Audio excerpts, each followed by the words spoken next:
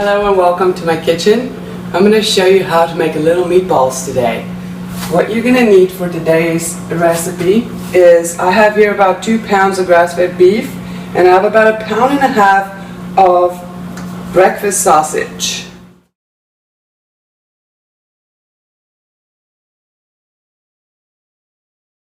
The first thing is set the oven temperature at 350 degrees Fahrenheit. For spices, this meat is such high quality, I can just add a little bit of salt to this, make the meatballs, and it will taste really great. But let's be fancy and add some spices.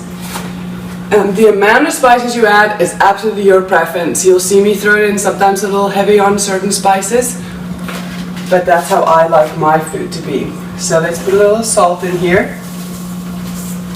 Since there is already salt in the breakfast sausage, I'm just putting enough salt in as I would put in for 2 pounds of ground beef. Then a little bit of red pepper, because I'm actually serving this up with some onion jam, and the red pepper gives a nice heat to the sweetness of the onion. I have some dried chives. Let's put some of those in.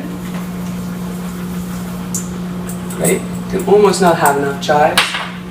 Thyme goes a really long way. Thyme's a great spice. It goes with everything. So if you just have salt, pepper, and thyme, that could be great too. A little bit of garlic.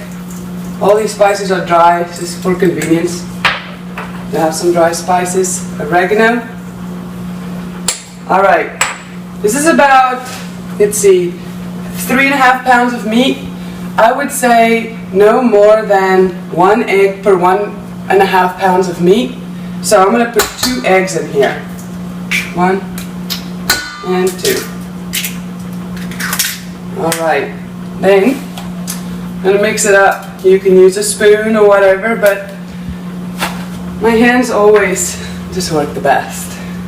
So I normally keep one hand clean on the side of the bowl and I flip it around. So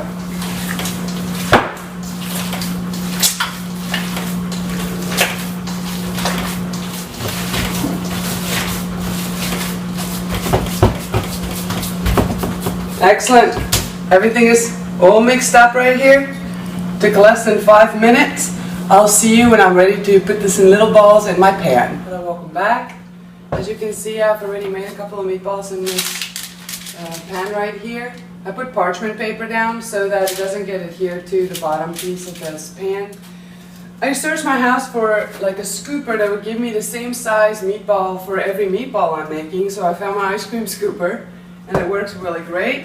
You stick it in, you just do the same thing you do with ice cream, you have that same amount, and you pop it out. And if you're really good, you use one hand to roll the ball, and the other hand to scoop, so you always have one hand that's available and clean to open up a faucet so you can wash your hands. When this is ready to go into the oven, and the oven is actually ready, but once I've rolled all these little balls, I'll see you then. Alright, we're ready to put our meatball trays in the oven. And since there's 2 trays and I don't have a convection oven is the fan distributes the heat, so I wouldn't have to change the meatballs around. But since my oven is just a normal one, putting that in here, and then this one goes to the bottom. It takes about 20 minutes for this to cook completely, so what I do is I'll set it for 10 minutes, and it will ding, and I'll change it around and set it for another 10 minutes, and it'll be ready. I'll see you then. The oven is dinged and the meatballs are ready to come out. All right.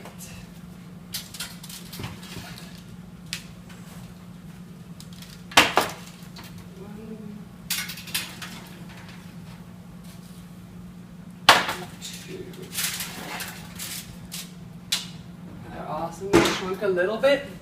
You can choose to cut them in half or just leave them whole. They're great as an appetizer, they're wonderful for your children. I'm going to go a couple of steps further. I'm going to put them all in this crock pot. And while I'm putting all this in, and before I'm ready to add the next ingredient, I'll see you. Alright, I put all the little meatballs in the crock pot. And then I'm going to add this nice big jar of already made onion jam. I have another video on how to do that. It's going to add a little sweetness to the nice spiciness of the meatballs. Add that on top. It's like a little sweet glaze. There wasn't even that much sugar in it to start with.